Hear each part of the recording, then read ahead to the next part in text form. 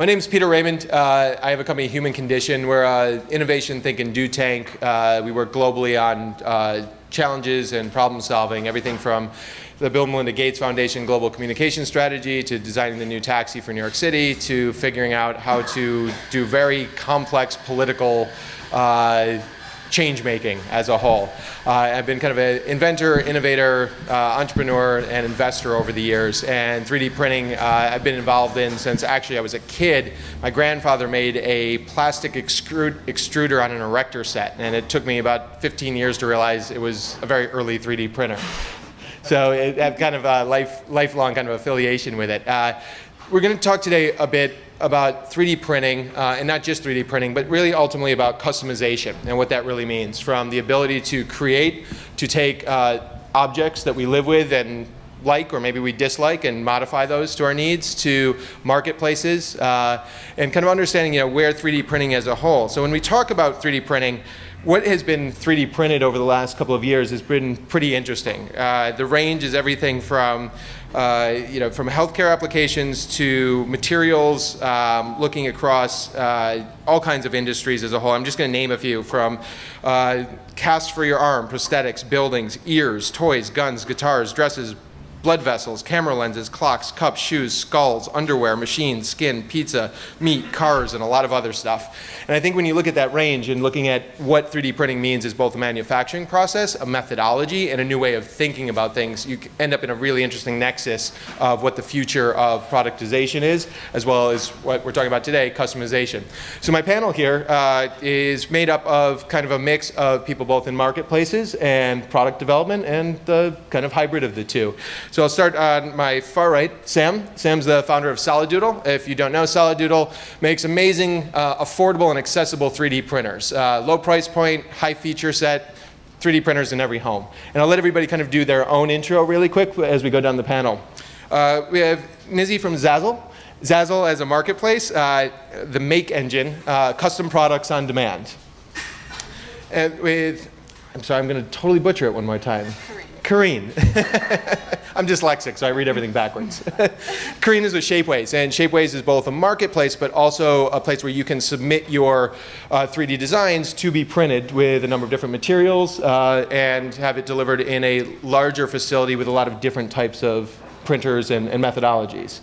And next to me, we have Anastasia from Hatch, which, again, another marketplace through customization and kind of being able to curate the maker generation for giving them a home to allow them to be able to sell through your marketplace. So Sam, I'd like to start with you just on the end, talk a little bit about Solid Doodle, try to keep it under a minute or so, and we'll just go down the line and then get into the conversation.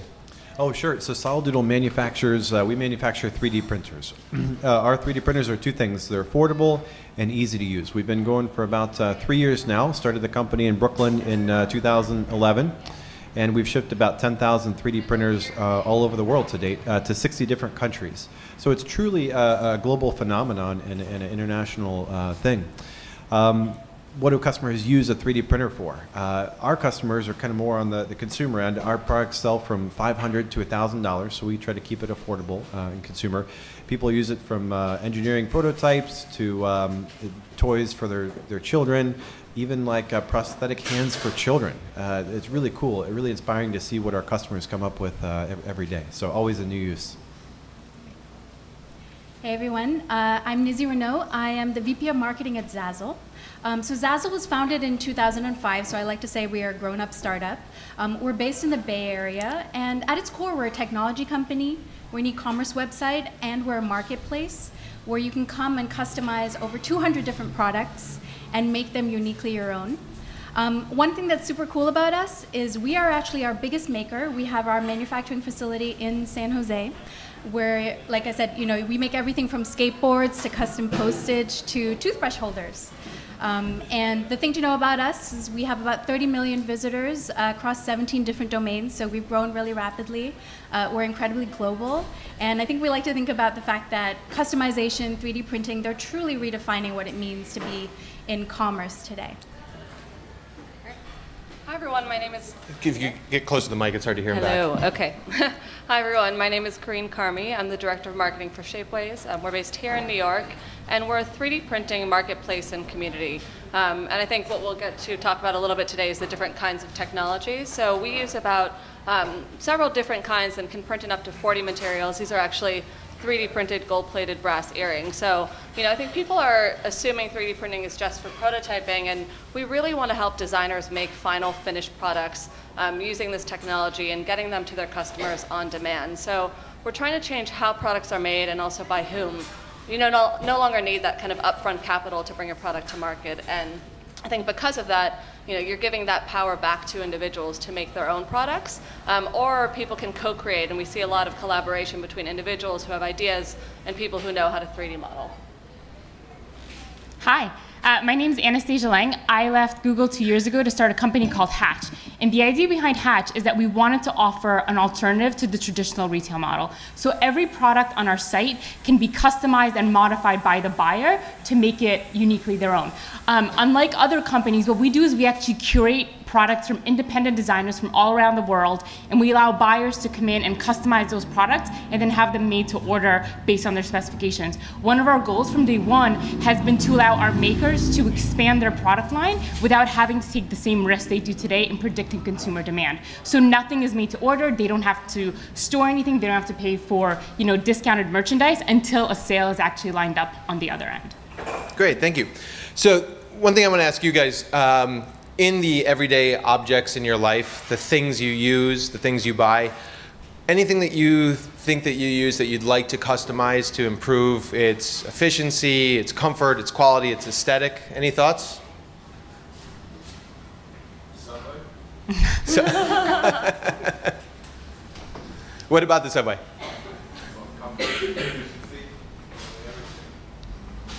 What about from a productization standpoint?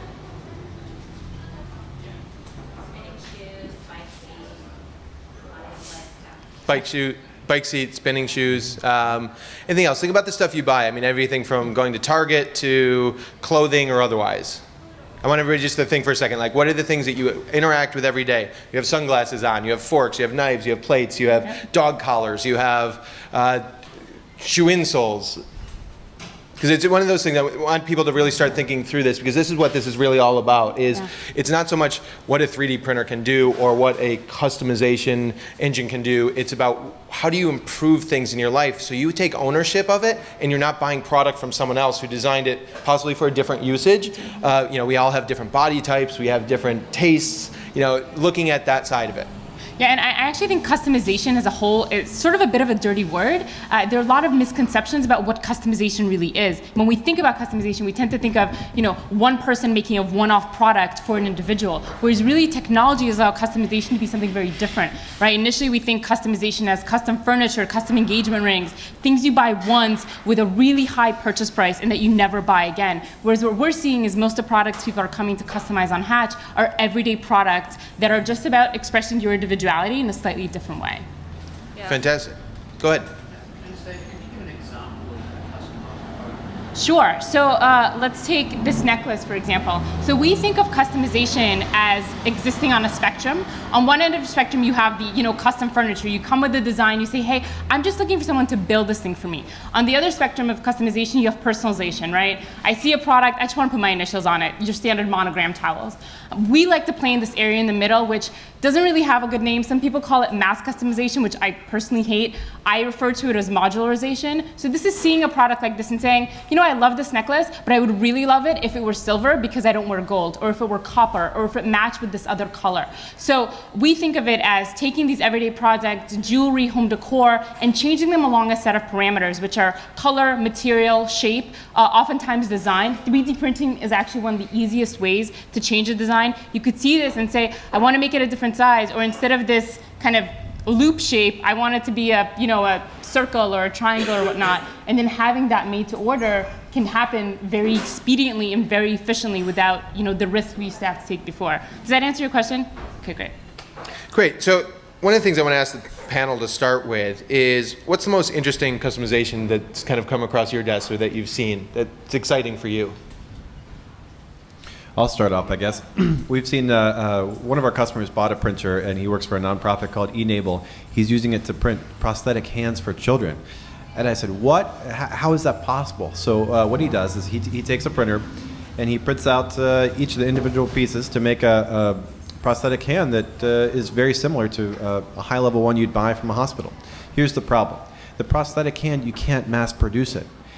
Each hand has to be custom fit to the child, and the child outgrows it. You know, they have to be sized appropriately as the child grows. Child outgrows it in a couple of years, they have to print a new one. You can't mass produce it, so they have to make them one-off. $40,000 it typically costs to make a prosthetic hand for a child with traditional methods. With a 3D printer, he can print one for just $40. Really a game changer. So the nonprofit's called Enable. They're making them for kids in India. A really awesome story. So that's just, I think, one example of potential disruption. But I think we're just starting to haven't even begun to scratch the surface of what's possible with the technology. Yeah, I think from our end, I'm struggling to think of one single thing, because I get fascinated by the fact that people are looking for, at least on our site, everything from custom car mats, which you wouldn't think there's a big demand for, but there is, to custom shoes. So when I think about kind of what's the most unique thing, it is actually the everyday stuff when that people are looking to kind of co-create, if you will, to make things uniquely their own. So I struggle with kind of the big out there, because I think truly we think that everything can be customized, and we're always thinking about wacky, crazy ways to make something customizable. I think one of the more interesting things I've seen recently is there's definitely the medical applications, which are really close to my heart, but there's this whole market of really long tail products out there, and especially the hobbyist market, the maker movement, and we're seeing really interesting product hacks. So people are taking, let's say, GoPro cameras, and they want to attach them to their AR drone, and they're going to go film this crazy scene. And GoPro or the drone companies are not actually making the attachments that those people need, and so you have really creative individuals who are creating hacks, attachments, add-ons, and then they're actually creating entire new economies and ecosystems around the products that they love. And I think that's really interesting early behavior, and if brands can kind of see that, they can open up their product development process and say, hey, we're not going to be the ones holding inventory for every single hack you can imagine, but let me actually create community around my product. And it's happening already, and we haven't seen brands really open up to that conversation yet, but I think that's going to really be the future of how they can get involved. Let the consumer in, same way that kind of social media open up the conversation between brands and customers. Now you can actually do that with products. Yeah. It's just the beginning, though, and right now the biggest barrier is that 3D modeling is actually really, really hard, and so not everyone knows how to do that, but it's growing. Yeah, so a lot of the consumers and the customization that happens on Hatch, I would say is not as exciting as the solid doodle type of customization, because it doesn't have the mass implication. But what's been amazing to see is the thoughtfulness it brings out in people, and the kinds of things people do to just be, a good friend, a good wife, a good husband, and the things that they do to bring meaning into their life in an interesting way. To me, by far, though, the most exciting part about the customization that happens on our site is it enables our makers to take a lot less risk. So what I mean by that is a consumer will come in, redo their product in a slightly different way. They will use the same materials to make a different version of a product that they've never made before, and then put that online as a SKU that previously they would have had to sit down, make the prototype, put it out in a shop, and cross their fingers and hope that it sells. So for me, it's this de-risking factor for the maker generation that I see as the most exciting part of what we do on Hatch for customization. Great. And looking at kind of when you're customizing something, you may be taking something that somebody else has designed, right? It may be some form of existing design functionality feature set. How do you guys deal with, or have you run across any issues from an IP standpoint, since you all either have marketplaces or are developing marketplaces? So we actually partner with over 200 brands. So we actually run the customization for Disney, which includes Marvel now. So if you actually, it's one of the only white label things we do. But we actually have those brands on our site, because the ones who are receptive to it are really intrigued by doing it the right way and having at least an outlet on the web where they know Frozen. We're all over it, but the fact that someone does want Frozen birthday invitations, or a T-shirt for their daughter, or an iPhone case, or something like that. So our approach has been from day one to work with those brands directly, because otherwise IP is an issue. We're also a marketplace, so designers actually make a big living on our site in terms of having their own stores. So we're really careful in terms of monitoring those stores. Every single item that gets produced on Zazzle actually goes through a content management check. We have a whole team of 40 people, and that's all they do, to make sure that nothing is produced that violates IP that we know of. So. Yeah, I think it's definitely a challenge, and it's a growing challenge. We have 140,000 products uploaded to our site every month, and so we actually do not have a dedicated team. But we're probably a little bit more on the YouTube side, where you're enabling, freedom of creation, and with that, you see people who do violate copyright. And so we are part of DMCA. We do get takedowns on a regular basis, and we follow that. But then there's the whole trademark and kind of patent side of things, which is not actually regulated in the same way. And so I think we're kind of going to be hitting up against this issue a little bit more, not only our company, but the whole industry, and whether brands want to actually open up their doors or if they're going to be closed is going to be a big question. There's a couple really great leaders, we were actually just talking about it in DC, who are just starting the conversation, but I don't think anyone really knows what is going to happen in the space. Yeah, and I think generally IP law tends to usually be 20 years behind where technology is at any given time, right? And so when you think about it, at a point where you can take an image, or you see a photo of an object or 3D scan it, make some changes to it, and then 3D print it, who owns the IP to that, right? If you believe that creativity is a derivative process and everything is improving the product, it's very difficult to actually, and I don't have the answer to that yet, but I think this is something the entire industry and IP law as a whole will change massively as 3D printing and 3D scanning really comes of age. Yeah, some of the more interesting organizations have partnered with us to effectively allow it. We have a fan merch program where the Army, for example, and we're just launching, like Portlandia, Saturday Night Live are actually partnering with us because they recognize that, but they want to do it in a controlled manner. So this is a way to let them have that expression out there, but still feel comfortable about it, that it's sort of not, sort of going out into left field in terms of that approach. So it's the one way we've been able to tackle that, is offering this up. So. It's definitely an issue that we need to be aware of. So we sell the hardware, we sell a little box, a 3D printer, but we also have a 3D file sharing platform. So the question is, what if someone uploads a design that's covered by some IP, potentially trademark, copyright, trade dress, patent? How does that work? So the Digital Millennium Copyright Act, I think, which came out in the late 90s, it has a safe harbor provision for the third party, which would be us, the file sharing platform, as long as we take it down, as long as we comply with a takedown notice from the IP owner, we're safe. Now, there's currently no safe harbor provision, to my knowledge, for patent or trademark or trade dress, just for copyright. I think we all learned, at the end of the day, I think we all learned a lot of lessons from the music industry debacle back in the 90s. And I think the content, the IP owners and the content third parties kind of learned it's a lot better to work together than to work at odds with each other. So we see a lot of music. If I can draw an analogy again to the music industry, we see Spotify and Groove Shark and Pandora. They're working together with the IP owners, and I think that's a lot better model. So I love the idea of partnering together. Maybe I'm a big fan of self-regulation within the industry. If we can, sure, we have on our site a DMCA takedown provision, but we also have a separate takedown provision. If you believe your object is covered by patent or copyright, you can contact us to take it down. So it's a voluntary step that we're doing, I think, to kind of self-regulate in the industry, so that we don't want to see any repeats of what happened in the music industry. We want to move forward in a constructive way, and let's see if the current package of legislation, let's see if that can work going to the future. And I think it's got a really good chance. And do you know of any technologies to automate the process? So if you look at kind of like a Google reverse image search to now if somebody's used an image in a document, you can quickly see where the source came from. Everything's a digital file. Have you guys looked into that or dealt with that so you're not dealing with it as a human component or a HR issue? We're looking into ways that you can do that, but I think the bigger question is, what is the value of a design, and where does the designer stop and kind of the co-creator or the collaborator start? Because what we're seeing is, especially imagine in a year from now, 3D scanning is actually getting quite sophisticated.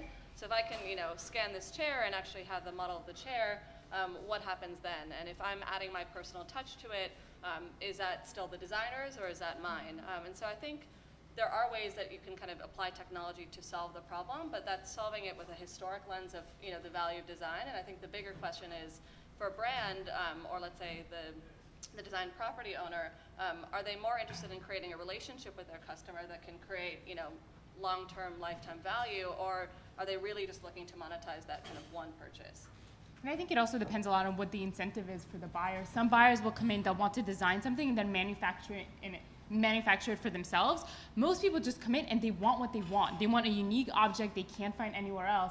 They're not in, if the maker then goes on to sell that item to other people, they're not necessarily interested in getting a cut of it. And giving them a cut takes a transaction that is very emotional and it turns it into a very financial transaction, which goes against the very incentives about why they love customization in the first place. So I don't necessarily think that a share of an ownership with the co-creator is necessarily always the right idea. I think it really depends on who the co-creator is and what their incentive is in the first place. Nizzi, with the on-demand world heating up, everything from cars to food to booze, what do you see as other areas kind of trending and otherwise that's coming across what you guys are dealing with? Home decor. Home decor, absolutely. I think everyone sort of, it's that quick instant touch where everything from pillows to lamps to kind of the more obscure things that you wouldn't imagine people want to customize, but they do, is really kind of a big trend from that perspective. So, and food. I mean, you saw Pepperidge Farm with goldfish crackers, right? Mm-hmm. And certainly, as we think about the foodie movement and all the different movements happening there, the ability to create sort of your own sort of chocolate bar, but do it online is sort of another area that's intriguing. Sam, looking at kind of where you are in this accessible, affordable space of 3D printers, yet modeling is still a tough thing, right? Being able to create not only the design you want, but the files that you need to do to get to the printer has traditionally been a tough process. What are you doing on the kind of software side and user interface side to help kind of add to the fluidity of that? So somebody could buy a printer, go home, dad and son, dad and daughter, mom and son, whoever that is, can get printing within 10 minutes. Right. The goal is to make it as easy to use as possible, a well-rounded consumer experience to make it as easy to get from idea to physical object as humanly possible. So on the software side, we've created, there's a lot of open source software out there. We've picked our favorite open source package, kind of like a mobile handset maker would take Android and customize it to their specific purpose. That's what we've done. Create a nice one-click installer around it so you don't have to mess with configuration settings. You download it, one-click installs all the drivers and everything. So that's on the software that actually runs the printer. On the other side, on the 3D design side, we've got tutorials on our website to use Google SketchUp. Yeah, we like to steer people towards Google SketchUp for a design package. Easy to use, and maybe in a couple hours after watching some videos on our site, you can be up and designing 3D parts. So we really try to create a nice experience and a nice tutorial, a nice framework around the open source and the free software packages out there. Of course, if you're an engineer, there are any number of dozens of sophisticated design packages you can use, but our focus is on the consumer experience. When looking at that, from the idea of being able to empower customization as a whole, it could be something even as you were a kid in school, you customized your notebook, or we've done this. Everything. Yeah, everything, right? Legos is an example of customization at its finest. Yeah, because there's the toy you kind of buy to build the model, and then there's the billions of other that you build combinations. Exactly. Yeah, and thinking about that, as we go forward with the idea that customization becomes accessible, it becomes something that's part of our daily lives. If we use a product, and we all have those products in our lives that frustrate us, right? We take it out of the drawer, we're like, every time you use it, like, this is just a piece of shit. Like, when you have the power to say, I can fix that, that changes a lot. That changes both from a high-level manufacturing standpoint to distribution. I think looking at what this kind of landscape looks at, say, from 10 years from now. Let's look at a 2025 model. Can you guys give me a sense and kind of just play the futurism game for a second? What do you think a 2025, both retail, homestead, and otherwise, looks around the customized world? So I'll take a quick stab at this one.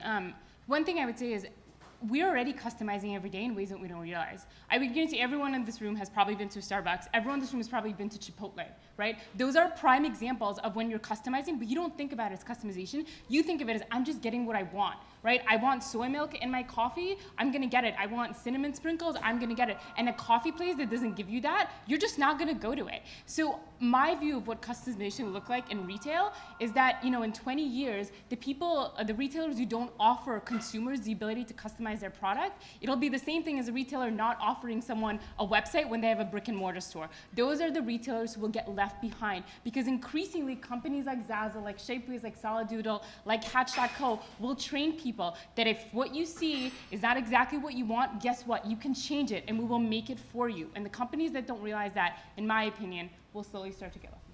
Yeah, I completely agree with that. But I think from a consumer perspective, the white page is probably the scariest thing you could ever see. That's right. You know, we did a survey, Google Consumer Surveys, which are amazing if you guys don't know that tool. And we asked people, you know, do you have a need for customization, for personalization? Most people said no.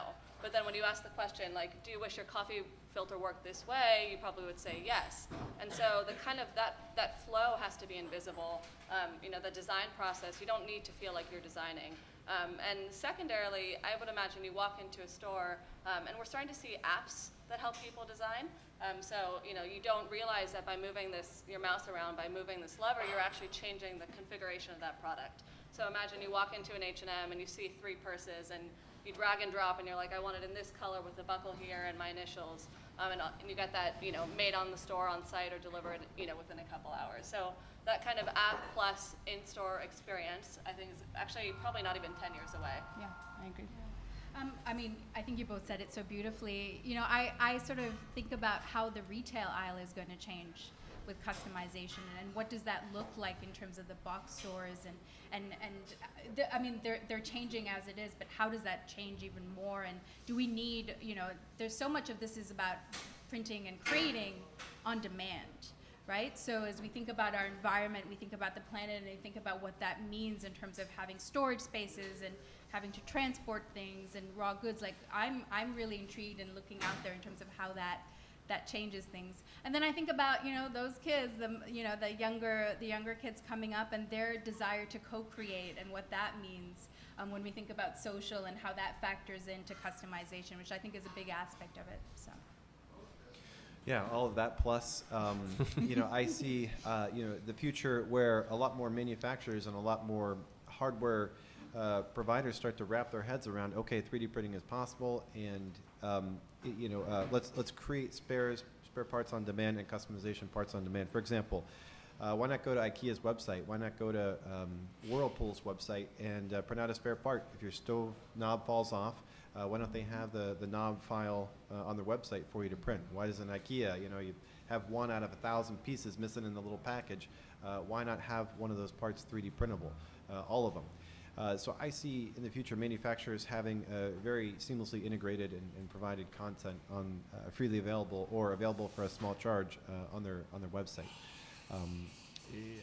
I see it becoming more of a norm. And if you don't have it, if you don't have a 3D printer in your home, you can go to a provider or go to your local corner store and have it printed for you. And you guys are all, in essence, startups, different phases as a whole. When we talk about kind of startups versus the incumbents, and in the space of not only from a machine standpoint, but to even marketplaces. So Google and Amazon are building 3D marketplaces. Epson, Samsung, and others, HP, are all doing 3D, low-cost, affordable 3D printers coming down the pipeline in the next 2 years. They're name brands. They have trust with them. They already have established customer bases. How do you guys stay relevant within that, compete within it, and find your own identity? Or do you see something where it's just a target for an acquisition for yourselves? You know, I would say if I look at the data, the way that people are using our site is actually really different than the way that people are maybe using it Amazon, or they're buying products online. Just looking at last year, over 50% of the products that we sold in our marketplace were actually designed before last year. So there's no more shelf life, which is almost the complete inverse of what you've historically seen. 80% of the products were bought less than 5 times, excuse me. So this infinite tail of products. And then on top of that, we're really interested in how we can help the designer iterate once they've actually gone to market. So, you know, you put a product in the marketplace, it's this one iPhone case, you got some product feedback, and you can actually iterate real time with your customers and actually create even better products. So, you know, I think what we're seeing is actually quite different from normal e-commerce. We're calling it, you know, creative commerce or whatever you want to call it, but it doesn't really exist yet. And so I think we're trying to learn what the new paradigm is going to be. And then actually, it's almost, what we're seeing is that there's actually really few kind of direct competitors in our space right now. Well, we think about it as when people, investors especially, ask us, who do you compete with? And we say we compete with all of retail, right? Because for us, the challenge is not let's compete with another marketplace that offers customization. It's let's offer and make the consumer aware that there's another option, which is don't just settle for something that you feel is good enough. Actually go out there and with a couple of clicks, get something made just for you. That'll arrive in most cases within 7 to 10 days. So it's not going to be the 24-hour Amazon shipping, but nonetheless, you'll have an object that is what you love and that's exactly what you want. Yeah, I mean, what both of them said for sure, and I think also this is not as easy as it may look. So while certainly Amazon has many intelligent, smart people, and all these companies do, there is a difference in how not only your technology set up, everything that goes into making these companies is completely different. So whether they can sort of adjust and refine remains to be seen. I mean, Amazon Fashion, so. It just doesn't, concern us from that perspective. But I do agree that it's just a different model in terms of how people are interacting with us. So that's the advantage, if you will. You also have to believe in the startup advantage, right? I mean, you wouldn't be doing this if you didn't believe that as a small, nimble company, you had certain advantages that the Googles and the Amazons of the world couldn't replicate sheerly because of their scale. Yeah. Speed, Yes, exactly. nimble. Speed, nimble, the ability to make decisions within, minutes. Yeah. Yes. Things like that. But it is a real challenge when they are setting the pace of what, expectations are for consumers. And That's so, right. the speed thing, Yeah.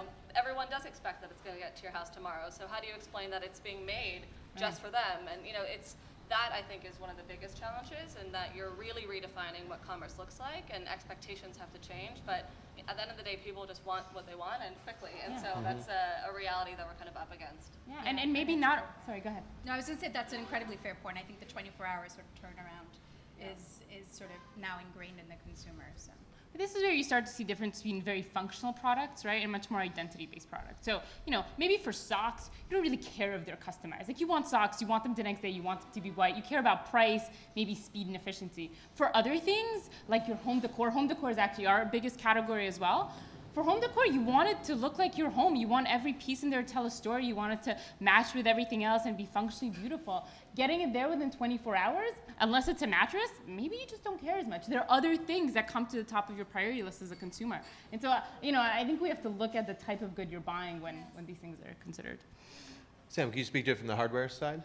Oh, yeah. Well, we're not interested in providing a commodity box. We don't want to provide just another microwave that sits on your shelf. Our goal is to provide an integrated consumer experience where the hardware and the software work seamlessly together to provide an outstanding consumer experience. One click to print in that direction. So that's really hard to do. That's that's a kind of a big change from a lot of the big companies. I think that's what makes us unique, and that's why we're seeing a lot of traction. So I want to give time for you guys to ask some questions. Please open up. The floor is yours. Any questions? Oliver. You're talking about like you're very much in the education phase of a new product, a new kind of a paradigm shift. How does you talk about retail? It's the path to retail. How does the retail store? How do you see those changing? Maybe the experience. It seems to me everything can be customizable. Maybe it's not instant gratification now, but technology is going to move. It will be the 3D printer back. It comes out in hopefully minutes. How does that change? Like, do you see that? Why would anybody have a standard size anymore for clothing or anything? It would just be. Do you see that as you walk in, you get laser scanned, or you just say this is what I want, and it just comes out? So why would you have a retail store? I'm just curious. Could everybody hear the question? Basically, how will retail change as a whole? Will we be down to having sizes any longer? There's no such thing as a size. What's that landscape look like? I love it. I mean, companies are already moving in that direction. You see Zara, they don't make huge runs of everything. They make small runs of a few different things, see what sells, and then do quick, rapid fulfillment on those things. So I think we're going to continue to see things move in that direction. I'd love to see a closed 3D printer. That's awesome. I'm sure. I don't think the big traditional manufacturers will ever go out of business. Will they see some pressure? Yes. But I think there's plenty of room for everybody. I think we're going to see a good, healthy mix of everything, and this is just one potential disruptive technology. Yeah, I think retail might not just be a point of purchase anymore, and maybe a point of interaction or education. So whether you're in there to make the outfit yourself, or whether you want to, learn and actually be much more hands-on, I think we're really already seeing that happen, that people are browsing in stores and then shopping elsewhere. So I think it's inevitable, and the question is, what do you do with space? that could be a way to kind of continue the conversation with your customer. Right, there's showrooming and then there's reverse showrooming, right? So I think there's an opportunity with retail in those retail spaces to actually, you find it first online and then you're going to the store to kind of maybe interact and make absolutely sure. But you can either check out with that customization process, hopefully have it 3D printed right there, or sort of it's the fast enough turnaround, but reverse showrooming. Nike ID is a great example of this, right? I think they're almost the standard example of what customization, or this modular customization that I like to think about. But in your question, I think again there's a very big difference between fit-based apparel and non-fit-based apparel. I think the length of time where it'll take for fit-based apparel to come to kind of the H&M scenario you painted will be much longer because it's just much more difficult. Whereas if you're customizing something like a bag and you're really choosing from 20 different components, assembling them in a different way, and then having that made, I think that's much closer to reality. And I mean, it's actually already here versus fit-based. Question? I'm just curious if you guys see other interesting technologies coming along. I know two things are coming out of Dumbo right now. There's a desktop wire bender that just went to market and a desktop printed circuit board that's being worked on. I just wondered if you guys know of other interesting things along those lines that may be putting power in either consumers or startups' hands. It's a good question. I'm really interested in digital weaving. I don't know if you saw, there was an exhibit at MAD. Part of it might still be open about kind of digital fabrication, and so Nike's actually using that to make custom fitted shoes.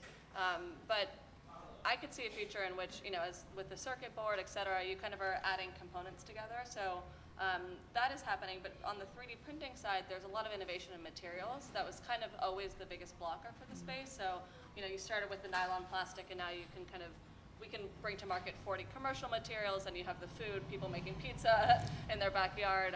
So I think there's still so much to be done in our space right now that actually most companies, like the R&D budget for 3D printed materials is still a fraction of what HP spends on their own printers today. So it's still such early days. And looking at kind of the idea of combining a number of technologies into one box. So having one box that can be your laser scanner, 3D mill, 3D printer, inkjet printer, right? Like that, you just have to have one box on your desk that kind of does everything in that side. So when you're going through, you literally can make the circuit board, the enclosure for it, you can print out the sticker that goes on it, being able to take that all into one system. And obviously there's a lot of different disciplines, but instead of having 5 boxes on your desk, being able to move it into one. Questions? Yes? How will the customization affect the brand? So if all of a sudden you've got a Coca-Cola can that's in blue, the brand itself is not the same. How will that work? Andy Warhol. The question was, how will customization affect the brand? If the Pepsi or the Coke can is in blue, what does that mean? So in the past couple of years, you've seen luxury retail brands offer customization lines to their business. So Burberry has Burberry Bespoke. Again, every shoe company now has a customization line. BMW's entire car manufacturing process is a made-to-order customization process. And I think the way that they do it is they control it. They control the parameters around which you're able to customize. They still manufacture the process. It's not, again, the old way of customization where you walk into a shop, you give them a design, and they make it for you. They still control the parts and how you're able to put them together.